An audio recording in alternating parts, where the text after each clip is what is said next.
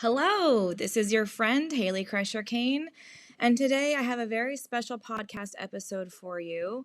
I don't care what has beaten you down, what has made you feel like you should quit, or why you feel like you're lagging and stuck, because we all feel that way in our creative pursuits at one time or another. But this podcast is going to be a hell no, F you to all of that, and instead a encouragement and an egging you on to keep going.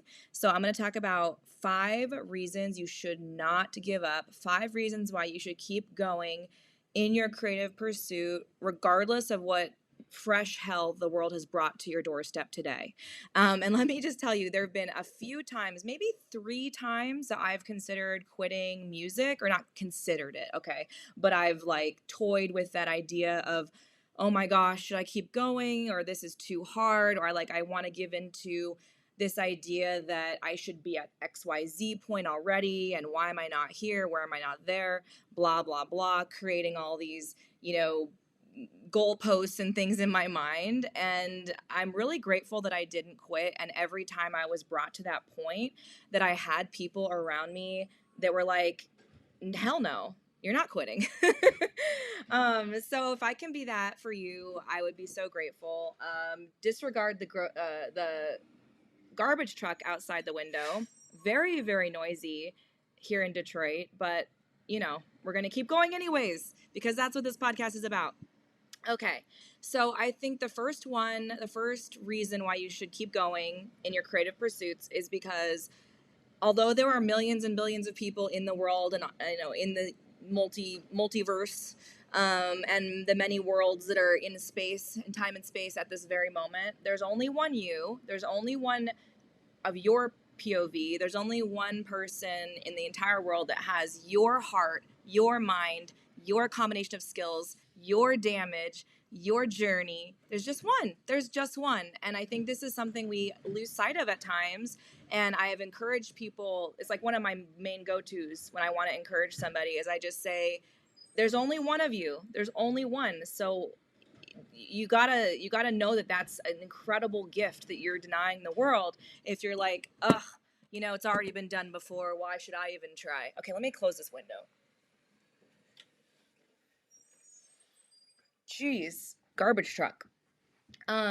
So yeah, there's only one of you, and take heart in that, and know that that is a super awesome, important reason to keep going. It's not just some random fact that there's, X many people in the world and only one of you. No, there's only one of you. So know that you're unique, and know that your point of view is yours alone. And even if your story might mirror somebody else's story, or your medium is saturated, or however you feel about it, there's only one of you. So please, please don't rob the world of your one point of view that can only come from you, because you never know how that's going to land with a specific person. And we all need to hear different messages land in different ways, and we all need to hear them come from different people. For me, seeing Joan Jett at the Mid-State Fair on the free stage was like everything to me, but that might not have been everything to somebody else, right? So thank God Joan Jett did what she did, right? Joan Jett died for our sins so we could have female rock and roll. Okay, moving on. Point 2. Okay, so here's another one. So you never know who's watching what you're doing. There's always people that are going to be younger than you, or greener than you, or just starting out, that are watching you. And you shouldn't quit, because you're inspiring people that you don't even know. And there's people that are just encouraged by the act that you're doing what you're doing. That's the bottom line. And this is absolutely something we can't know for certain, because you really don't. I mean, obviously you can know if your kids are watching you. You can know if, your best friend is watching you and they're telling you they're encouraged. That's really all great. But that's not how the world works. More often than not, we have no idea who we're affecting and how we're affecting other people in our lives. But I will tell you this: change begets change. And if you are out there doing your thing and being a light in the world, that light is illuminating the next person, or at least illuminating their path a little bit. And even that little bit, that little flicker of light that you have, that is inadvertently just illuminating another path, in close proximity to you, whether that be physically approximate to you, or perhaps on the internet. Maybe there's people you've never met in your life, but consuming their content or listening to their songs or podcasts or whatever, reading their books, has created a light in your life that has helped light the path. That is so important, that we remember that it's not just about us, and not just about who's in our immediate sightline. There are people that are watching, and there's also people that are going to be there after you're gone, that are going to learn and be inspired by what you do. So if that's not a reason to keep going, I don't know what is. I mean, that just gets me really pumped to think about it that way. It's not nothing. It's actually everything in the creative journey, to remember that. Point three, let's see. So there are people in positions of power who absolutely want to gatekeep and keep you out. Sure. Like, we know that, right? People will always be grasping. People will always be greedy. People will always be insecure, whatever. That's human nature. But, and this is the part, I know it's hard to believe, and I had a hard time believing this in the beginning, but there are people in positions of power who absolutely want to see you succeed, will help you succeed, as long as you're open to it, as long as you know that you feel you're deserving of it.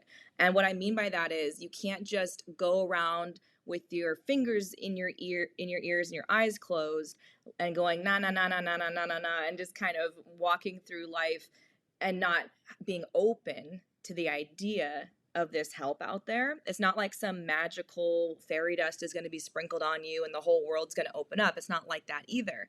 But you do have to make your own luck. And when they say right place, right time, what they also mean is being open to the idea of something great happening to you. And anytime there's been a quantum leap in someone's creative trajectory, it's usually because they're open to it. They believe, at least on some level, that they deserve that gift, of whether that be somebody opening the door a little bit. Let's take the Joan Jett experience as an example, just because I'm thinking about her right now. But I think she was rejected from like 20 labels before she finally decided to do her own thing and start her own label and her own band. And her songs, several of her songs, ended up being #1 hits, right? So, I mean, that's actually a bad example because nobody did help her. That's a bad example, but her manager did. And her manager takes a lot of credit for that, because I know that they were very encouraging of her, and she talks about that. But let's think of a different example, I guess. But basically what I'm saying is, the people in power, the people that are gatekeepers, these are not all just horrible people that want to kind of keep everyone out. No, they're people like everybody else, and they can tell when somebody has the skill and the desire and the heart and the good qualities to step up. And more often than not, life is boring for people at the top. They want to kind of help people out along their journeys. There is room for mentorship in your creative field. I don't ever think you should try to invite someone out for coffee to pick their brain, somebody you admire. That's a terrible idea. Don't do that. Send them a fan letter. Yes, send them a letter, but don't be like trying to monopolize their time, because that's not really how it works.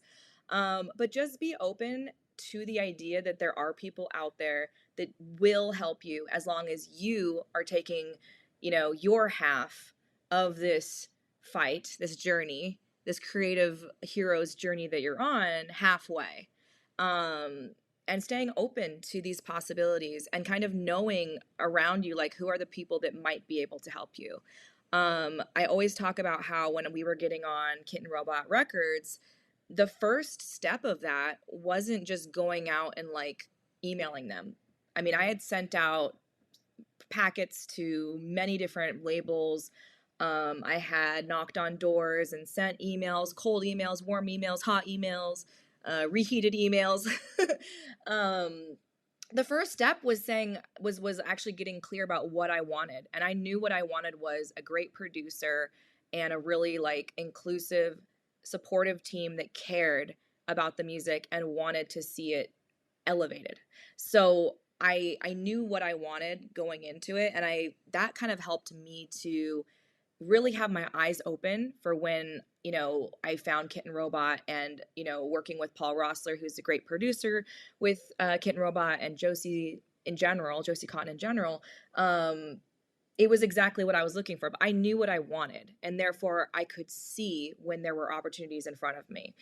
So this one is a little bit of like a trickier one, but I do think sometimes people forget that there really are people above you that want to see you succeed. They really do, and they will help you. And you have to just be ready to be open to it, so that when someone is aligned to helping you, you are also aligned to receiving that help. I know that sounds really woo-woo, but take that as you will, apply it to your life as you will.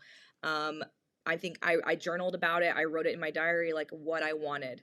And I remember just feeling like I'm never going to find anybody who's going to really be able to help elevate this music, because you can't pay people to care. And, you know, who's going to really care enough? And that mentality didn't get me anywhere. It was when I just started thinking about who I would love to collaborate with. What would that person be like? What would the environment in that studio be like? What kind of label partnership would be right? Like, I honestly thought about those things, and where we are now is a really good fit. And I think that's not a coincidence. I don't. All right. So number 4, reason why you shouldn't quit is it, and this one's annoying. Hate to be this person. And I was always annoyed when people said this, but the ones who fail quit. Okay? Like, you can't fail if you don't quit. It's important to know when to hold them and when to fold them. It's important to know when to step away and when to take the foot off the gas, sure. And sometimes, yeah, there are times when you should definitely pivot away from what you're doing if you're not aligned with it. If it doesn't feed your soul, if you don't feel like you are growing, those are all great reasons to quit. But for this podcast, what we're talking about is you are on your creative journey. You know that you're in the right place. You know that you're working on the projects that mean the most to you, and that you feel like you're bringing into the world as unique, you know, gifts to the world. Because that's kind of how I see it. It's like you're denying the world a gift if you're not going to, you know, put yourself out there and inspire others, right? So you know that you have something in you, you have something special. Don't quit. Just keep going. And going, it's funny about the thing about going, I've learned, and this has been something I've learned even more over this year, which is, I can't believe it's almost halfway over. So crazy. But something I have done this year is really double down on the idea of commitment and repetition and showing up, and knowing that every week, you know, this podcast may be better or worse. I may have podcasts where I'm done with it, and I go, oh my God, that was such a ramble. Why did I do that? Who's listening? Who cares, right? Or that wasn't a very good one. But it doesn't matter. The idea of the podcast is showing up and being present and being there and consistent, both with myself and my own creative journey, but to you guys. That is very fulfilling to me. That feels like something greater than myself that I can put out into the world, and I know has, you know, some effect on people, because I do hear from people. And I know that I get a ton of comfort and insight and entertainment and joy from the creators that are putting out consistent work, whether that be the podcast, the music, the novel, or even sometimes social media content. You know, we all have these creators that we watch on YouTube or whatever, and it's like they're bringing joy and value and light into your world, right? So you can do that, as long as you don't quit. So what that looks like in practice is, okay, maybe that today you don't feel like it, or maybe today you are discouraged, and I'm assuming you are discouraged today because that's why I'm putting this out. I just thought, what can I do for the person that feels discouraged today? Sure, you feel that way. You don't have to do A+ work. You don't have to be perfect. In fact, better to not be perfect. Literally show up and give what you can on that day, knowing that that's the best you can do. And just the act of doing that consistently will push you in the direction of momentum, will push you in the direction of forward movement, will push you in the direction of confidence, really, because you are showing yourself that you're not willing to abandon yourself. You're willing to step up and get it done even if it's a day you don't feel like it, because you know that your creative journey is worth it and you are excited to share it with the world, or wherever, whatever your creative purpose is. I think everybody has a different one, and that's what makes it special. So regardless of what that message is that you're trying to get out into the world, or that energy you're trying to get out into the world, or whatever medium you're working with, um yeah, don't quit. Just don't quit. And if you could look at it like a light switch, it's, some things in life are binary, and there is the quitting and the not quitting. Just don't quit. You could do the bare minimum and not quit. You can do C minus work and not quit. You can do terrible work and not quit. You can bomb and not quit. I've had shows that I've bombed. I've had experiences opportunities I've squandered. I've had put my foot in my mouth in front of a important promoter. I've felt like I was out of tune, or really fucked up during a large performance. I mean, I've done all of it. I mean, you name it, I've done it. Besides falling off the stage, I have not done, which, knock on wood, that doesn't happen soon. Just don't quit.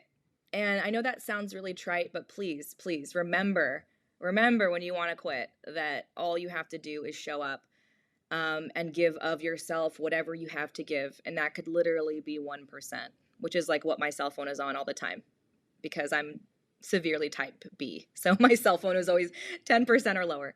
I asked a friend of mine a couple days ago, we were out to dinner, and I was like, am I your most type B friend? And she was like, and I showed her my phone, and it was at like 4%. And she was like, honestly, no, but you're in my top 5 type B. I was like, I'm surprised I'm only top 5. Okay, which goes to show consistency. I may be here, I may be there, I may be a little bit rambly some days, or low energy, whatever. But if I'm type B like that, and I can show up and just talk at you and put out, some positivity, like, you can do it too. I promise you, you can do it. All right, let's see what's next. Number 5, reason not to quit. And I really do believe this, but the reward is in the work. Just like it's not about getting from point A to point B, it's not about a destination, it's about the journey. Your reward and your fulfillment comes in the act of working on your project, whatever that is. And you really just have to keep going for the work to keep giving. And what I mean by that is, don't assume that this song or book or whatever the heck you're doing. I mean, I always try to say, like, I try to picture who I might be talking to sometimes, and it's like, there are teachers, there are builders, there are dog walkers, and people that make puppets. And I mean, the world is so full of eccentric people building things in their lives. I don't care what it is that you're working on. It doesn't really matter. That work is your reward. And the sooner you see it that way, the sooner you realize the joy and the gratitude that you can have in working in your medium, in that, at least for me, it's a flow, it's a hyper focus of being in the songwriting process, being in the studio for me, which is like one of my most amazing feelings, is working in the studio collaboratively with other musicians. Whatever that real flow state is for you, that just feels like sugar running through your veins, and you know it when you feel it. And I know that you know what I'm talking about. It's just, how often do you feel it, right? That is your reward. And I think that is a great antidote for not quitting and for keeping up your creative practice, because if you can be satisfied with the mere idea that you get to do this work, and you can apply yourself to this work that matters so much to you and is important to the world, you have a sustaining momentum and fire that will never go out. The minute you lose sight of the work and look towards a good review, external validation from anyone in your life, the idea that you will chart in some way or be noticed in some way, in some broader popular culture way, whatever, that's when you get into trouble. And I've read enough memoirs and enough, autobiographies to know that is a recipe for disaster, that seeking outside of yourself, that is where people get stuck in addiction, that is where people get stuck in dysfunction, that is where people turn away from the inner light that they have, and they try to grasp at something outside of themselves, when the beauty of creative work and in pursuing a creative life is that you do have this uh, fire that is sort of self-generating inside of you that you can then share with others. Like, it's a generosity, it's not a grasping, and it's not a me. It's more a realization that we all have this light inside of us, and the purpose of creative work is to inspire and to change and touch and to engage and to connect with others. And that is the beauty of it. So I think that's the end of my podcast today. I only wanted to do 5 because I thought, I don't know, I could probably go on this subject for a long time. And I don't always have the energy to be so positive. I mean, I have my days. I have my days where I feel like, oh my gosh, it's so much work, or, this is so monotonous, or I just did an interview recently. I've been doing some interviews because we have singles coming out kind of every few weeks now, and there will be a new single coming out on May 26th, by the way. And I was saying that, like, one of the things people don't realize about a music career is you wait for years and years and years to kind of get to this next level. And then when you do, you have to remember that a lot of times you're still playing the same songs you've been playing for years and years and years for new ears, for people that have never heard it before. And it doesn't really matter if you're like, oh, this feels like monotonous at this time. Like, that's the irony of it, right? Is like, you work so hard to get to this place, and then you don't just get to change your set list every night at whim. And I guess you could do that, but in the spirit of generosity, in the spirit of, okay, this is a fresh audience who's never heard this set list before, we're not going to rob them of the opportunity to hear those songs, just because maybe I'm bored or the drummer's bored or whatever's going on in the band. And I think that must be a metaphor in there somewhere about a bit of the sacrifice that comes with a creative journey and sticking to a particular narrative or a particular field. I don't know.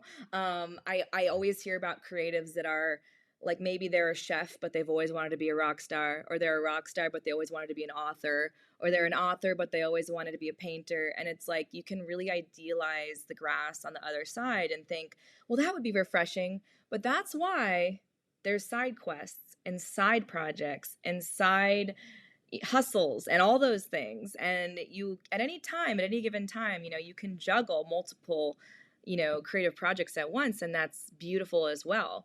So make sure you're taking care of yourself and keeping a fulfilling stable of outlets that feel good to you. If this is something that resonates, if this is something where, like me, metabolizing the world has always been through writing, through art, through music. That is simply how I live and breathe. If that's not you, you may not understand this, and you may think I'm far too enthusiastic, which honestly, I'm fine with that. But yeah, if you're going to be committed to a particular journey, enjoy the journey, stay on that path, don't quit, be open to the opportunities along the way, and be grateful that you get to do that. So with that, I will leave you until next week. We'll be in Denver, Colorado at the Oriental Theater on May 23rd with Screeching Weasel and the Dwarves. And I will talk to you next week. Until next time, sparkle hard. Toodles!